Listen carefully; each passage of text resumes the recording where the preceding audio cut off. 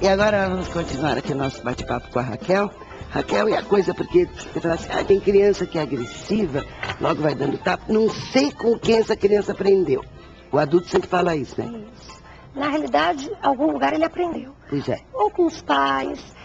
Às vezes também a gente deixa muita responsabilidade para os pais. E não são só dos pais, né? Pode ter visto um amiguinho. Um amiguinho na escola, né? Ou um programa, que aí, na realidade, hoje em dia tem desenhos muito com agressividade lá no topo. Mesmo games, mesmo computador. Então, na realidade, você vai comprar um jogo educativo para a criança, nem sempre ela gosta mais daqueles de guerra, de luta.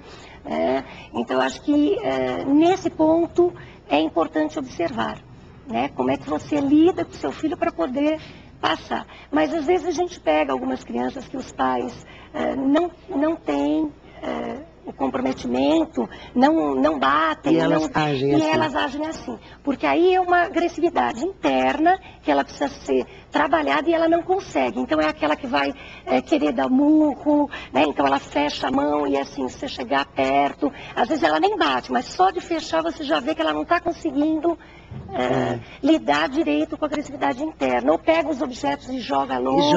É verdade. Isso é agressividade. Ou chuta a canela dos outros. Isso. Então, o que acontece? É um modo onde que a criança não conseguiu trabalhar internamente e está passando para fora isso. Mas isso tudo pode ser trabalhado. E deve. E o mais rápido possível. Não achar que é gracinha, porque às vezes, com 3 anos, tudo fica bonitinho, né? Com 1 ano. Mas a criança vai crescendo. E aí é um problema sério. Aí em torno de 7, 8, essa malcriação começa a não ter graça nenhuma. Isso, e a criança não percebe porque teve uma mudança tão rápida. Para o adulto é claro. Ele E aí a própria criança depois pode ter problemas de relacionamento, problemas sociais, em função disso tudo, né? Com certeza. Raquel, um gesto igual feito por 2 crianças, ele tem o mesmo significado ou pode não ter? Pode não ter. Pode não ter. Pode não ter. Então vai depender da idade da criança, em que momento ela fez esse gesto, tá? Assim como tem alguns gestos que são muito práticos. Então a criança que chupa o dedo é um gesto de se acalmar, de se autocontrolar. Então nessa situação, o chupar o dedo vai ser muito parecido na maioria das crianças. Tá? Vai ser muito para essa função. Então eu queria se acalmar. Já se acalmou, né? Eu chupei dedo até 10 anos. Então, mas é que depois minha mãe alimentou todos os filhos do peito. Eu acho que foi depois que deixou o peito. Quando eu dormia, ela tirava. Eu e minha irmã, nós somos em 5, só eu e ela. Ela não acostumou ninguém com chupeta, foi peito até. Exatamente. E graças a Deus a gente não ficou com problema de dentinho saliente, nem nada. É só com 10 anos o meu dedão era um mais fino que o outro. Aí eu perdi o vício e voltou normal. Mas tem adultos que ainda... Mas eu fui uma criança que chupou dedo. Isso. Então, é para se acalmar, para se autocontrolar. Né? Então, é um controle interno. E o bebezinho, às vezes, leva o dedo à boca. E qualquer dedo. Do útero. Já desde o Verdade, útero. já vi ultrassom, isso, bem lembrado. Desde o útero. Você já vê a criança chupando o dedo desde o útero. É para acalmar, então. Isso. Tá? Não é interessante isso? A gente faria muitos outros programas, viu? Você falou dos professores, e isso tudo é importante. Eles deveriam receber essas recomendações, essa orientação, para serem mais observadores, né? Na realidade, ser mais observadores e mudar um pouco. Eu tive, há pouco tempo, um paciente que não gostava de ir para a escola, com 7 anos. Tem muita criança que não Isso, que assim não suportava, ele tinha uma dificuldade. Agora, com 7 anos já é problemático. Isso, aí ele não queria ver a escola. Você imagina uma criança de 7 anos que não quer mais ver a escola. Quantos anos ele ainda vai ter que estudar, né? Nossa.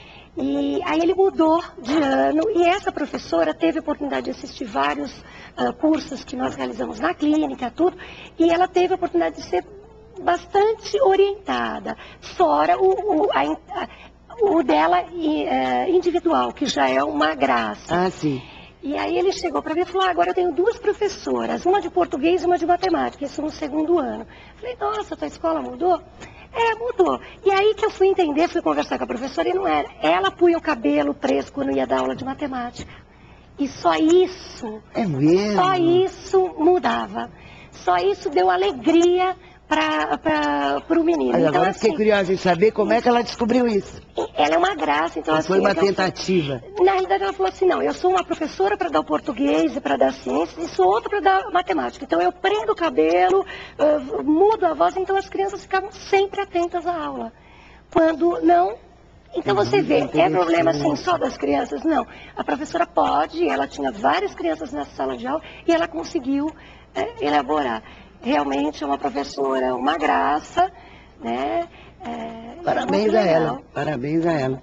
A gente só tem um minutinho, então eu gostaria que você ou destacasse alguma coisa importante que nós acabamos não abordando, ou que você desse o desfecho que você quiser, fique à vontade. Acho que assim, é só para fechar um pouquinho isso, o quanto é importante o contato físico com as crianças, o quanto é importante aprender desde cedo a trocar o turno, tanto corporal quanto de fala, né? E os pais, se observarem alguma coisa, procurem especialistas, procurem a escola, né? Não fiquem achando que os seus filhos não têm idade, tá? Para estar apresentando aquilo, ou vamos esperar um pouquinho. Às vezes espera tanto, e quando chega no consultório, a gente fala, nossa, quanto poderiam ter, não ter sofrido se trabalhados antes, tá? Em todos os sentidos. A gente não pode subestimar. Isso. Atitudes, gestos e tudo de uma sempre criança. Muito atentos, sempre muito pais atentos. sempre muito atentos. E claro, amor e carinho, que é demais. Ah, né? isso.